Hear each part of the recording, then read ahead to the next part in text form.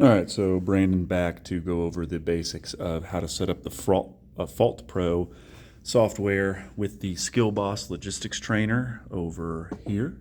You'll notice I have the cabinet door open because when we're doing the FaultPro Troubleshooting labs, the students may need to take measurements and such.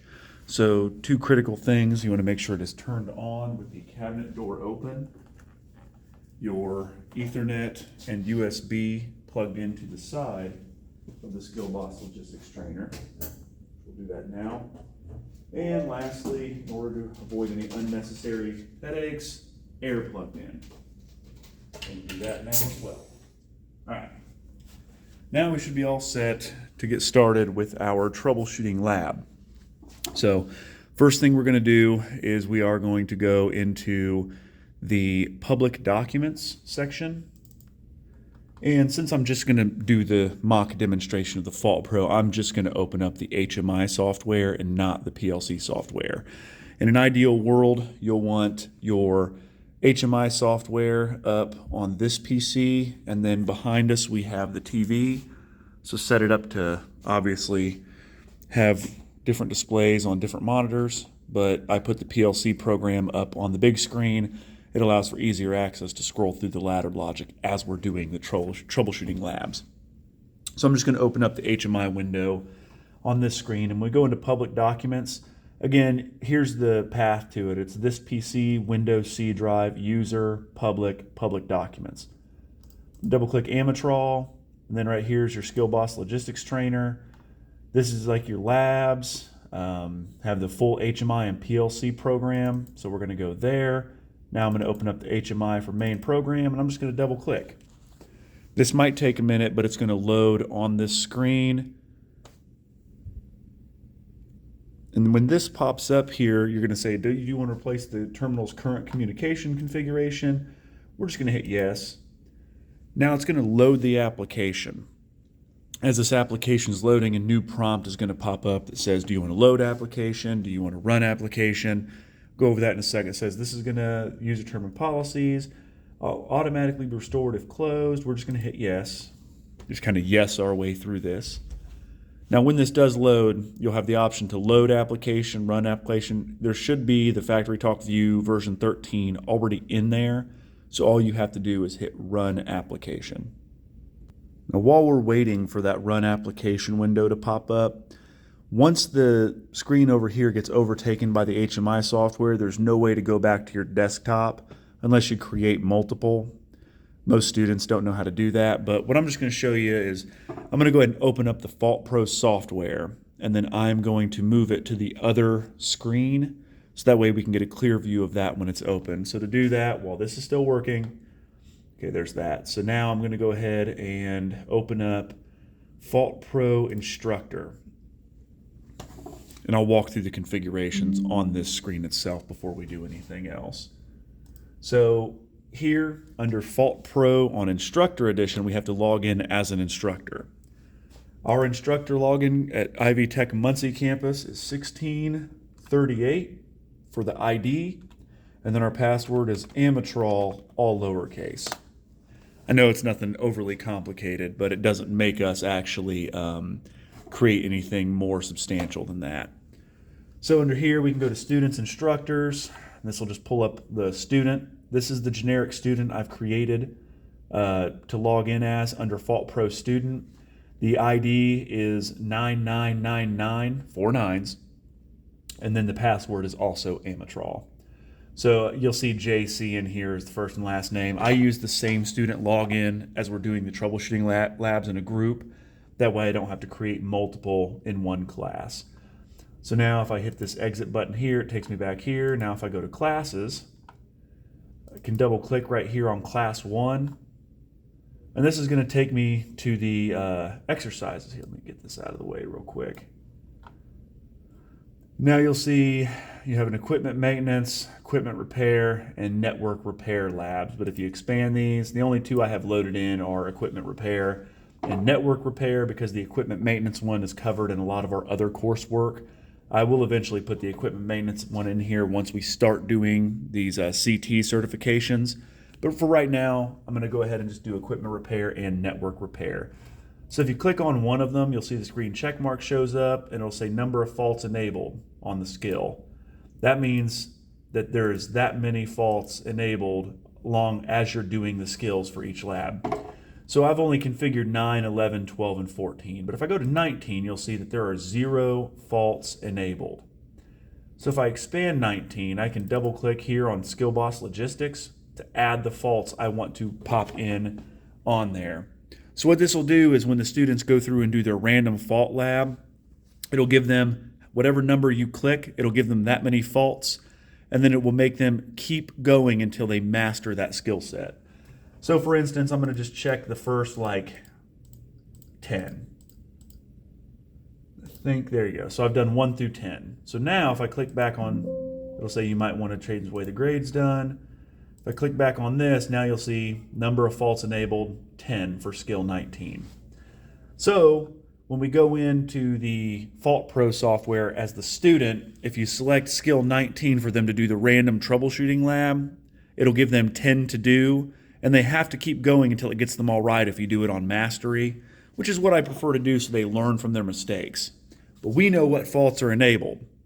But over here, and I'll show you the list of faults I've printed out, but it will also give the students the list of faults on the computer screen.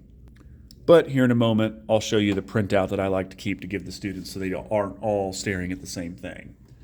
So now we've configured that for 19, so now it's ready to go. So if I hit exit, and I hit exit again, it'll take me back to here. I can just go ahead and log out, and now we're still on instructor, so we need to close this. Open up FaultPro Student, and this is where we'll let the students actually be evaluated.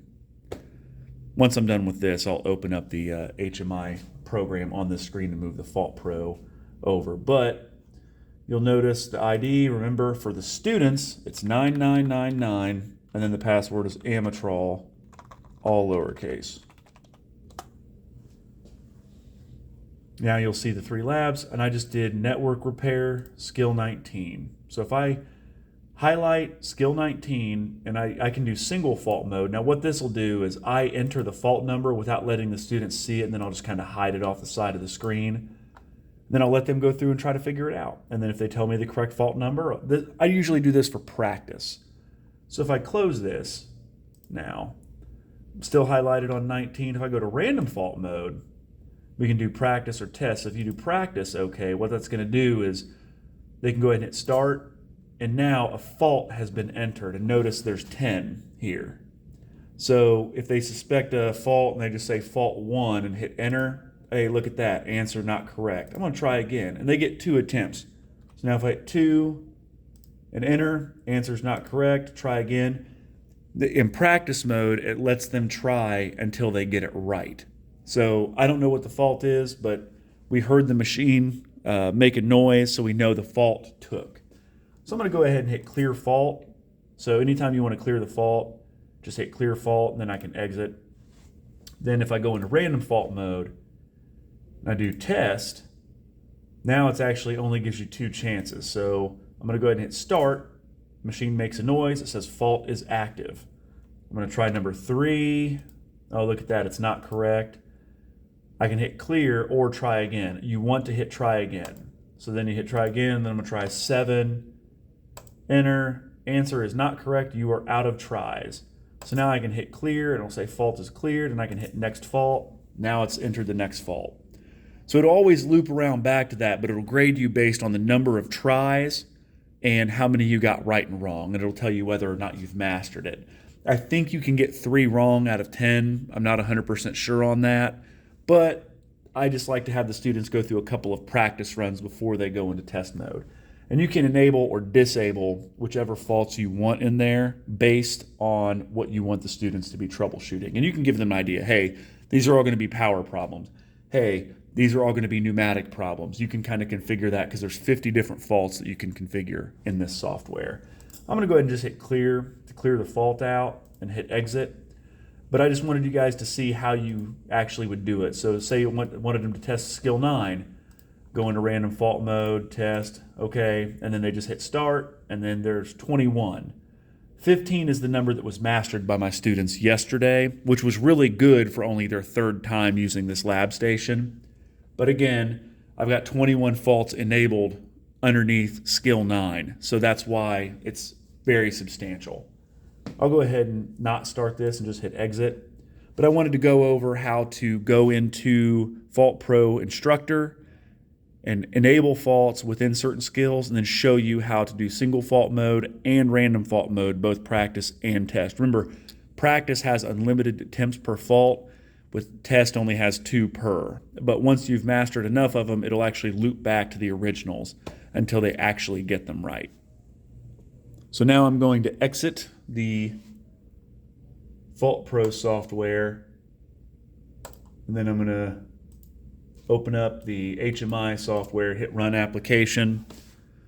The good thing about the HMI software is you can actually utilize the HMI software to help you in troubleshooting. It gives you status indicators based on what's on and what's off. So if I do 3D overview here, you'll see that nothing is up and running yet. There you go. So my control power is not on. I'm going to walk over here to hit the green button to ensure my control power is on.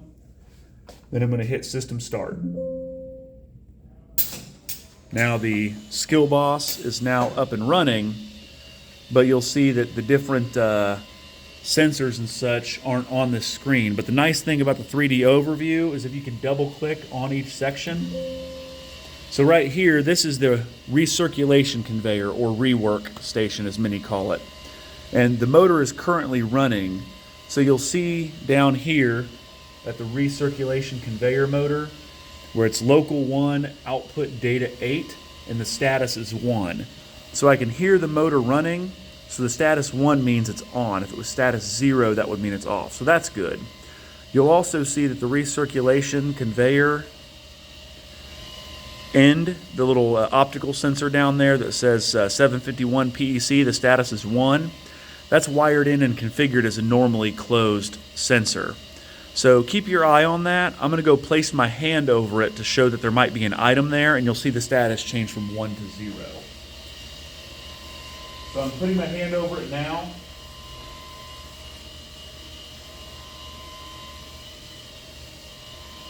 So I moved my hand in front of it a couple of times to demonstrate how it would go from a 1 to a 0. And you'll also notice that your motor status changed from 1 to 0. That's because when you put an item in front of that sensor, the motor is supposed to stop in order for you to correct a fault.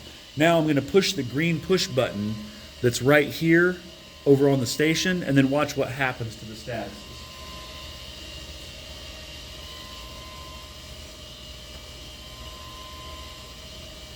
So nothing should have changed because there is no status associated with that.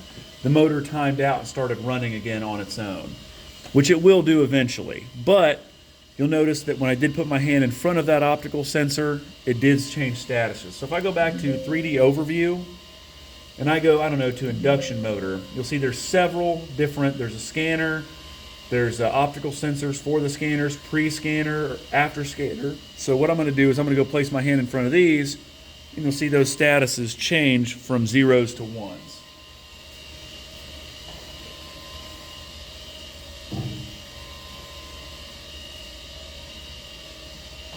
So the reason for the HMI screen being important is when the students are going through and actually doing their troubleshooting labs, they can use that indicator data to narrow down exactly where the fault could be.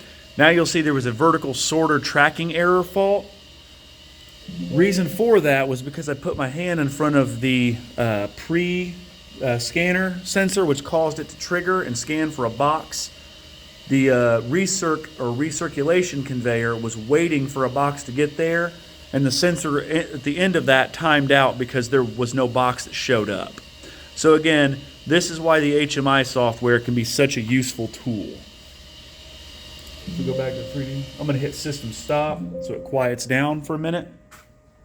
But you can easily see how this can be useful. Paired with your ladder logic, which would be up on this screen when you're doing the labs, the HMI and PLC software working together in tandem are going to be critical in isolating a fault. Also, you'll remember at the beginning of the video, I encouraged you to start with the panel open. The FaultPro labs may require the students to take voltage measurements across the power supplies and take voltage measurements maybe across the VFD. Maybe the VFD is just faulted. Those are pretty good places to start in trying to narrow down what the system fault is and how to clear it appropriately so you get the master level on your grade within the FaultPro labs. Anyway, that's all I had. Just wanted to go over FaultPro and the different things you can do to start and assist with the troubleshooting effort.